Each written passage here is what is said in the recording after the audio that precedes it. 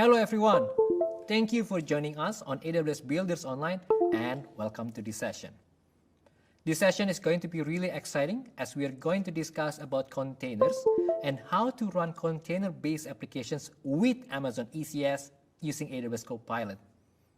This is a level 200 session designed for those of you who are just starting out on a journey with containers and looking for a solution how to run containers on AWS. AWS presents several options that you can choose from running containers in the AWS ecosystem.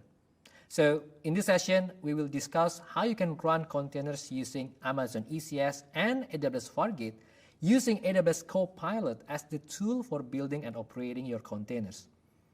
We will also provide you with brief information for various services related to containers to help you understand what tools and services can be used according to your use cases. My name is Donny Prakoso. I'm a Senior Developer Advocate for ASEAN, and let's start the session. Here is the structure of this session to give you a quick overview of what you'll be getting into. The first thing we will cover together is a quick overview on containers. Assuming that you are already work on containers, in this segment, I will briefly discuss the benefits of containers and Docker.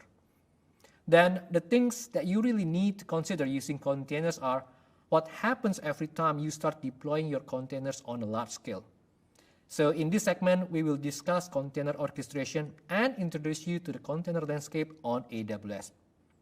Lastly, and this is going to be interesting for you, is how you can build and operate your containers with a single tool called AWS Copilot. We will take you through a step-by-step demos so you know how to deploy a container from your local development into a production-ready environment. So let's first talk about containers, and we will briefly talk about Docker. This discussion of Docker is because the Docker platform is the most commonly used to run containers for developers. There are, of course, several other containers engines, but for this session, we will talk about Docker. When we build applications, there are a couple of parts that we need to integrate in order to have our apps run properly. The first thing we need is a runtime engine for our application. For example, if you're building your applications to run in Python, of course you need to use the Python runtime engine into the container. Then your application source code. In most use cases, when you are doing application development, most likely you are using libraries and other components. Now these libraries and other components are dependencies. And the last one is configuration. When we are developing an application, configuration is often used to store several different variables that we need to pass to a certain environment. And in this context, containers can help us to solve this problem. Docker is a container platform that can help us run applications by abstracting the operating system. Your application will be packaged along with dependencies, runtime engine, and configuration, and Docker as a container platform acts as an intermediary between your containers and the operating system. Containers and Docker make application development flexible so that you can run containers in any kind of environment. In short, you package the runtime engine, dependencies, configuration, code, and everything related becomes a container image, which Docker will then run in various environments. So in the context of several different environments, now we can abstract that environment with Docker, where it will run our application. In other words, with Docker, I can run this application either on my laptop, staging, production, or other environment. Running a single container is easy, but in reality, we often need to deploy more than one container. It could be tens, hundreds, or thousands that we need to deploy. And this is very relevant to the current conditions, where in general, organizations and developers are moving to adopt microservices. There are two things to emphasize in a situation like this. The first one is that you need a mechanism for fast scaling from 1 or 2 containers to 100 containers in a short period of time. Second, you need to know and place where the containers will be allocated in your infrastructure resources. And of course, the answer to both of these is a tool that can automate your container within the set of resources that you have. And this is a good transition for us to take you to the next segment, that is AWS services that you can use to do development and deployment at scale for container application. One of the services that you can use to run containers with AWS is Amazon ECS. Amazon ECS is a container orchestration service that can help you to deploy at any scale. So when you define a service as a control plane containers orchestration, the thing that you need to consider is the level of reliability and integration of the service into other services to make it easier for you to manage your application as a whole. Amazon ECS has networking features at the container level and supports Docker networking and integrates with Amazon VPC to provide isolation for containers.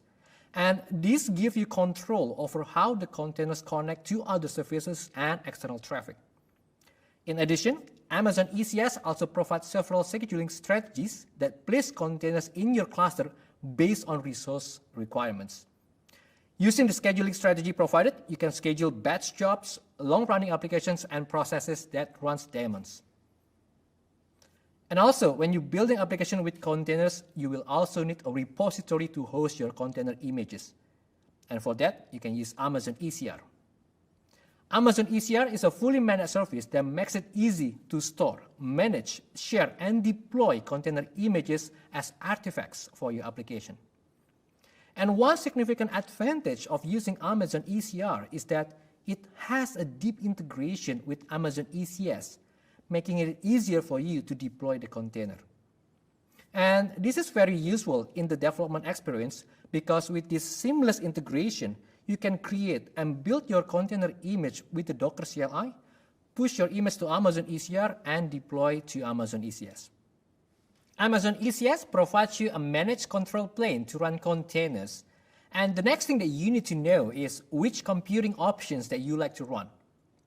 Now, talking about containers, we also need to get to know the hosting aspect, or in short, the resource pool on which our container will run. Here you have two choices, using Amazon EC2 or AWS Fargate. With EC2, you have the flexibility to define CPU, memory, storage, and networking performance for your resources in the form of a virtual machine. And you can also use AWS Fargate, which is serverless computing, where you don't have to handle VM resources manually because it's serverless and AWS Fargate will take care of it for you.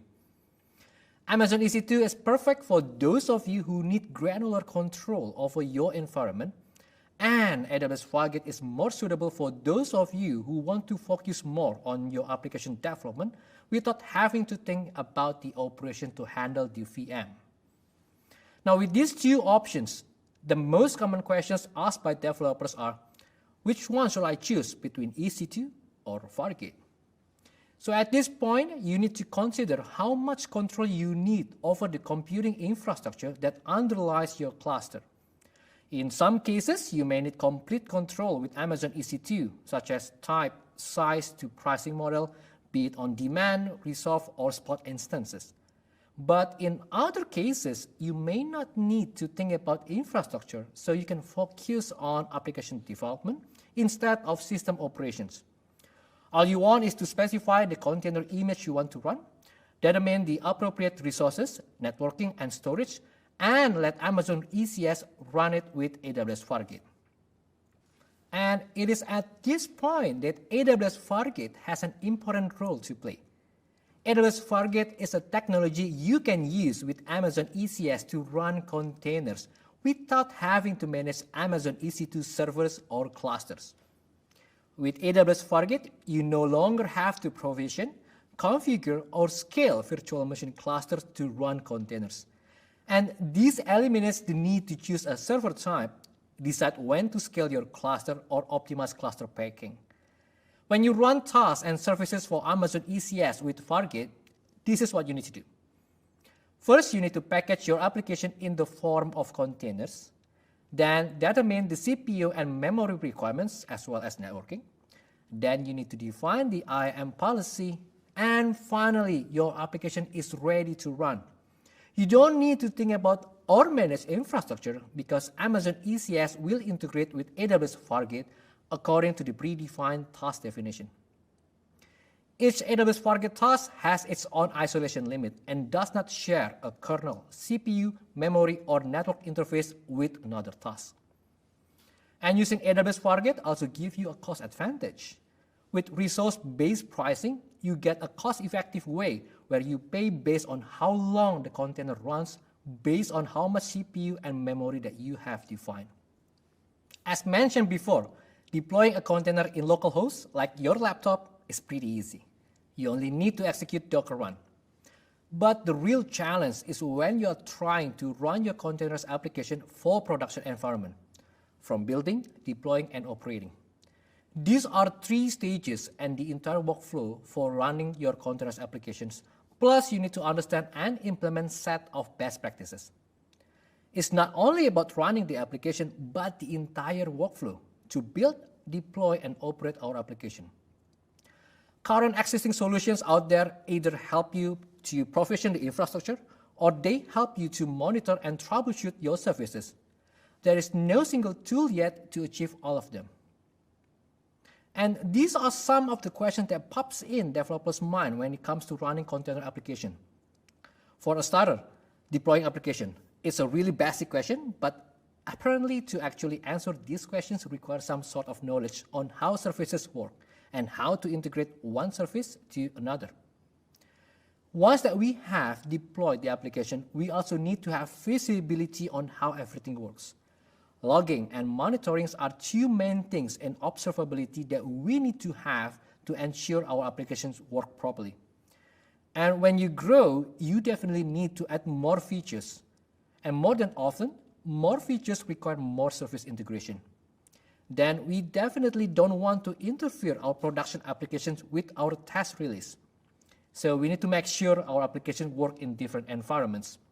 Not to mention about CI/CD, especially those who are working with microservices.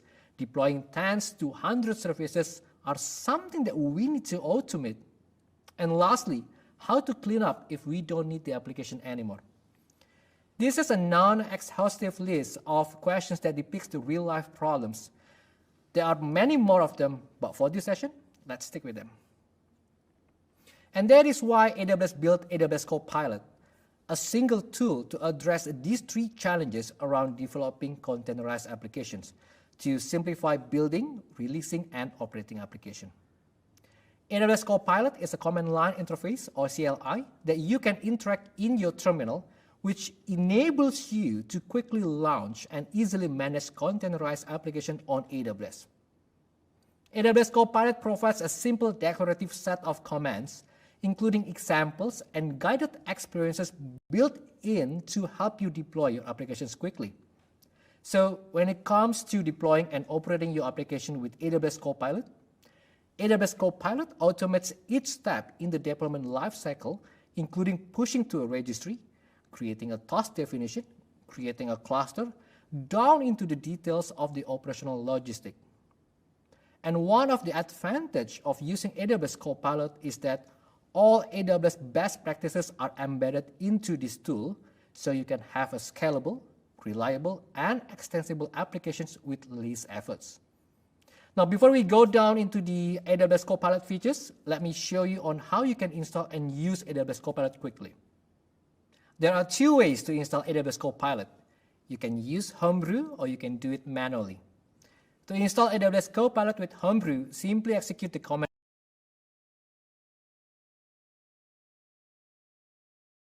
on the slide. In some cases, you like to install AWS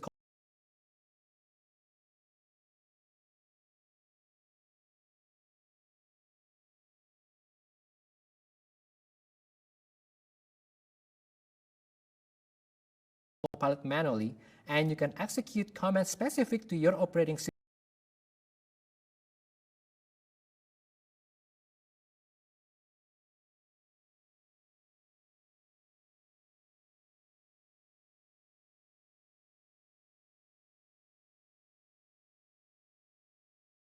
To have AWS Copilot installed.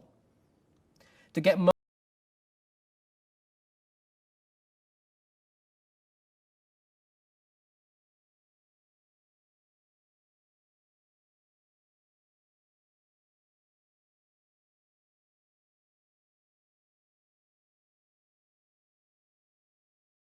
your information, AWS Copilot has a nice documentation for you to get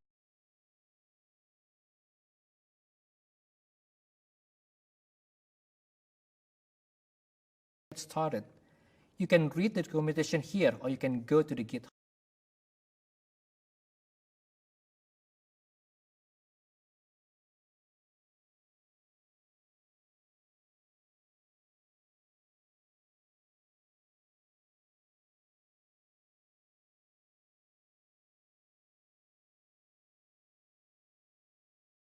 Repo. Now, with the installation out of the way,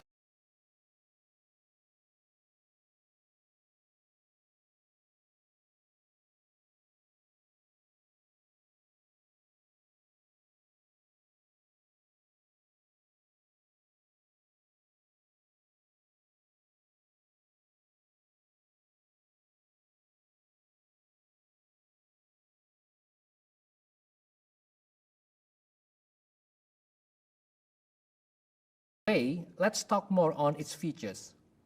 So what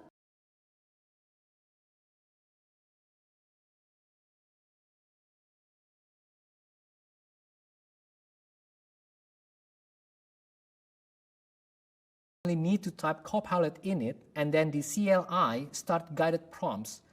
If you want a service that internet facing behind a load balancer, or do you want it to be private and then all the resources are generated from that for you? So you don't have to worry about wiring resources with best practices. Copilot is built with convention over configuration and purposely built to help you in your entire developer journey. So you don't have to use a different tools. So if you have your apps and Docker file ready, the Copilot will process the Docker file and will prompt you which one you like to use for your service. Finally, if you need to actually gain control of the resources and need to use some resource that's not integrated within Copilot yet, you can leverage our add-ons feature, which allows you to write CloudFormation directly so you can add any other resources to your service. It's easy, simple to use, and extensible, which really suits for developers. When it comes to running container applications, it's not enough to only have apps and provision the required resources. We also need to think on how we could automate release process from local development to any kind of environment that you need. With AWS Copilot, you can deploy your services manually by just running Copilot deploy to a particular environment, or you can run Copilot pipeline in it to set up a continuous delivery pipeline. And if you have different environments for your applications like testing or production or even separate accounts or regions, you can run env init to choose whichever AWS profile you want your applications to run. And lastly, once you have completed build and release process, you will need to monitor your applications. And for that, Copilot provides operational commands. With AWS Copilot, you can also run one-off tasks, and this can be pretty much anything from populating data to load testing. And one of my favorite features is how Copilot makes it easy for us to do logging. You can run logs to get all information printed out by your applications, and you can also get the health status of your application. Everything is in one single tool. To have a better understanding on features Copilot has, let's jump into a demo where we're going to deploy a voting application step by step. In this demo, we're going to deploy and operate a voting application. What you see on the screen is the end result. It's a voting application that lets you to vote which IDE you prefer. So let's switch to the architecture diagram. This is a diagram that explains the voting applications. The voting application consists of two components, Voting Web and Voting API. Voting Web serves as the dynamic website, and Voting API handles all business logics, and that includes listing all options and process a vote request. To do that, the Voting API has several endpoints for Voting Web to call. There are three endpoints, namely ping for health check, then options with the get method to get all polling data, and finally options with a post method to vote. The first step that we're going to do is to configure Copilot to work together with our applications. And to do that, we need to run Copilot init. Copilot init will ask some questions, then it will set up an Amazon ECR repository and giving option for us to deploy. If we opt to deploy, it will create a new test environment complete with a networking stack and roles, build your Docker file, push it to Amazon ECR, and deploy your service or job. And once that we have our application successfully deployed, we can check the status using Copilot App Show and Copilot Service Show to get more details. So let's do that. This is the application that we are going to deploy. You can see that it consists of two components, web and API. Before we go into deploy the API, I'd like to show you the code, configuration file, and also the Docker file. This is the main.go code. The API has a couple of functions, and that includes getting the data and updating data from database. In this application, we are going to use Amazon DynamoDB as the database, but we don't have that yet, and we'll provision the DynamoDB together in the next steps. Alright, so here is the endpoint. Pretty straightforward. We have /API/options, both with method get and post, and also health check endpoint. And you can see that the API requires configuration file. And if I open the configuration file here, it only has one config, and that is the application port, in which it tells the application on what port it needs to run. And lastly, this is the Docker file. It's a standard multi-stage build Docker file. First is to compile the Go application, and the next stage is to copy the compiled binary into the Docker file so the image is more effective. So that is our application. Now let's switch back to the terminal and initialize this application. I'm at the root folder of the application and I need to run Copilot init. Init command will ask us a couple of questions.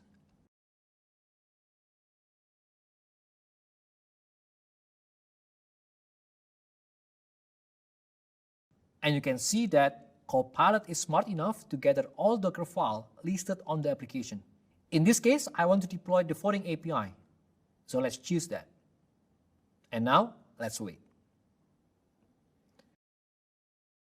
In this init process, it also asks us if we want to deploy the application in a specific environment, in this case, test environment. Let's choose yes, and let Copilot deploy the forwarding API. Now in the background,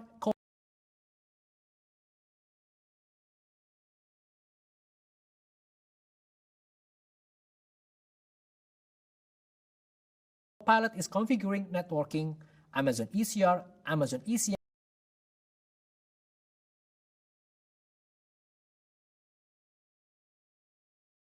and AWS Fargate. And once it's done, it will return us an endpoint. Now I'd like to check the details of the application.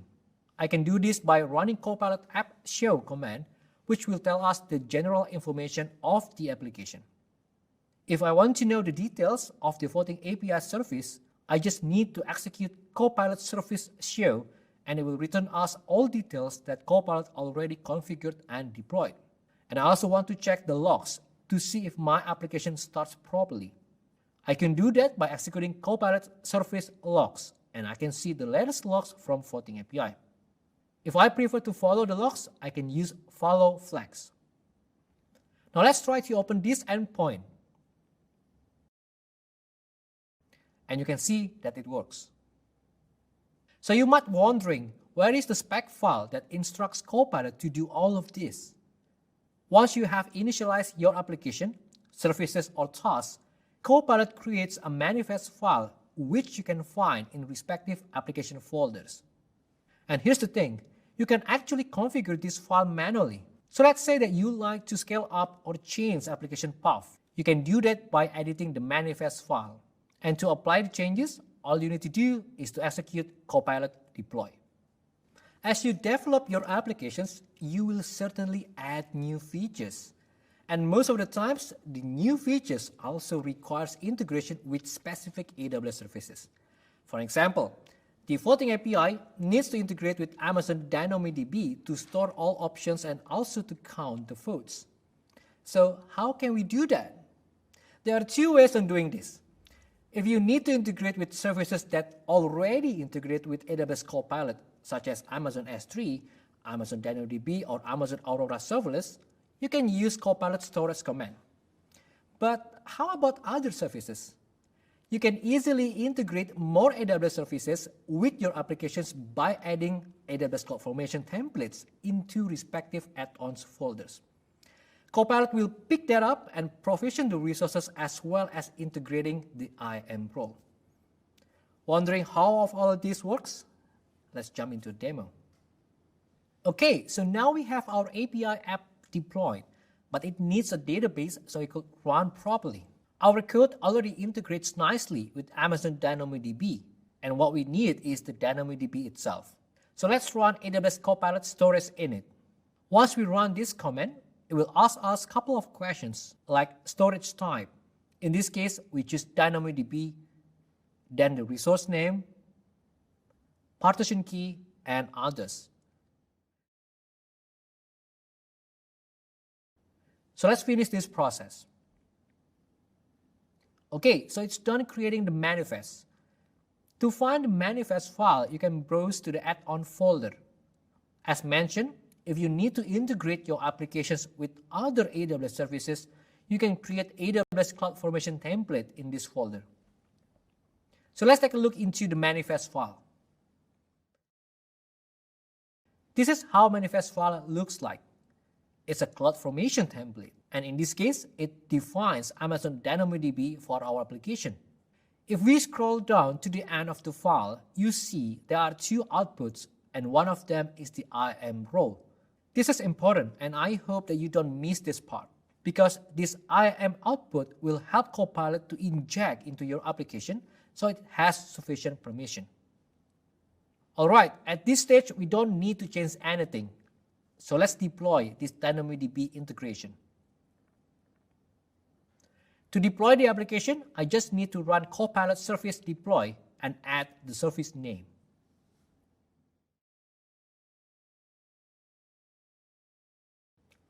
Okay, so there's no issue, which is good. I want to check if the DynamoDB is created, so let's go to the console. This is the DynamoDB console, and if I filter the name, I can see that 1 DB is created. Now, if we run the API endpoint again, it now can fetch the data from DynamoDB. Okay, so it seems that our API now can integrate with DynamoDB. It shows no data because we don't have it yet. So let's go back to our DynamoDB and add some data.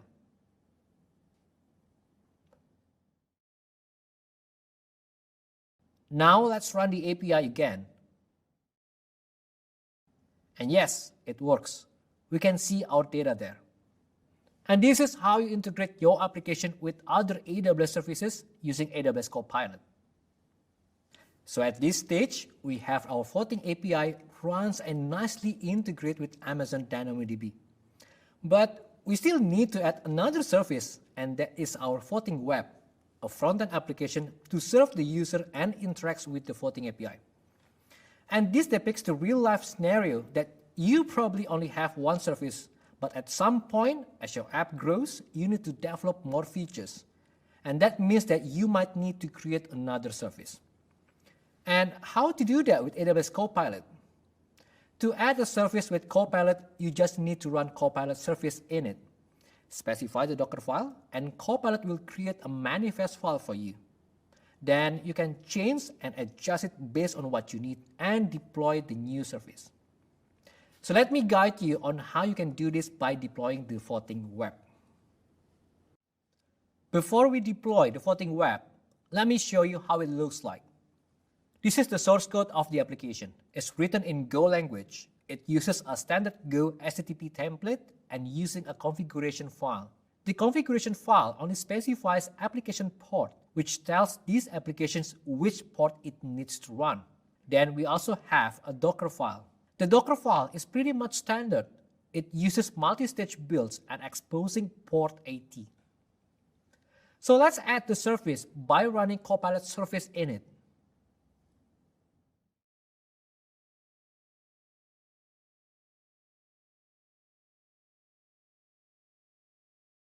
Okay, it has created a manifest file for us. But wait, there's something that we need to configure. Otherwise, both of our applications will have issue because we haven't configured the URL path. So this is what we have now.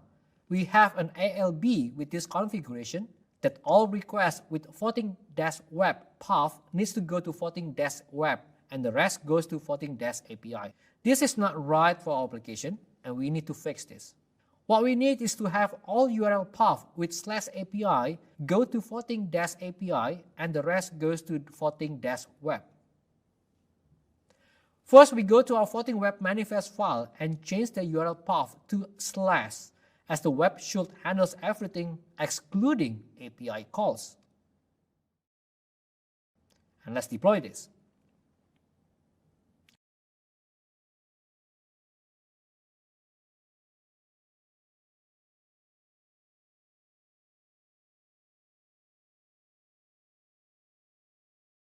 Alright, seems it's successfully deployed.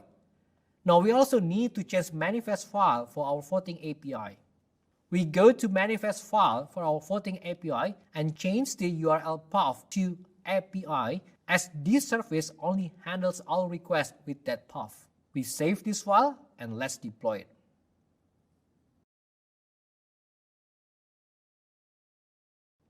Okay, so let's try the floating API if it still runs properly. Yep, it works okay. And now let's open the floating web endpoint.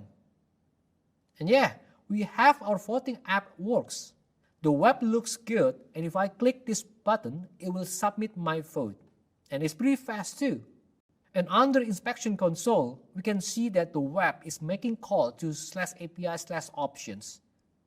And that is how you add another service, make changes and deploy with AWS Copilot. Okay, so at this stage, we know most of AWS Copilot features. And the good news is there are many more of them. For example, you can use Copilot to run scheduled job or software delivery pipeline to release your application by integrating with AWS Code Pipeline. Or even managing secrets with AWS SSM to running additional containers that run alongside the main container with sidecars. If you want to go deeper into each of these features, you can go to the link on the screen. Before we end this session, let's do a quick recap on what we have learned. First, to increase your development agility, you need to focus on building your products and not infrastructure. And this will help you to keep ahead in the game. If you're running containers, you can use Amazon ECS, and it's a great option for you as ECS is used extensively within Amazon to power services, so it's tested extensively for security, reliability, and availability. You can also get benefits by using AWS Fargate, which is a serverless compute for containers. Fargate removes the need to provision and manage service, lets you specify resources per application, and improve security through application isolation by design. And AWS Copilot, which we have seen how it streamlines the process from building, releasing, and operating our container application.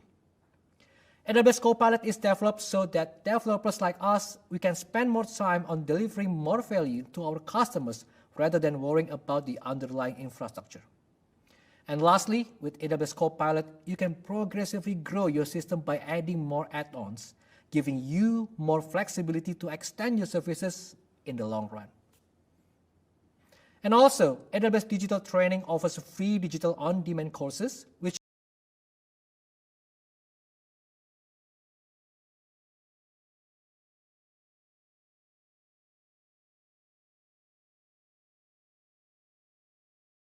can help you learn skills and cloud services whenever and wherever you are.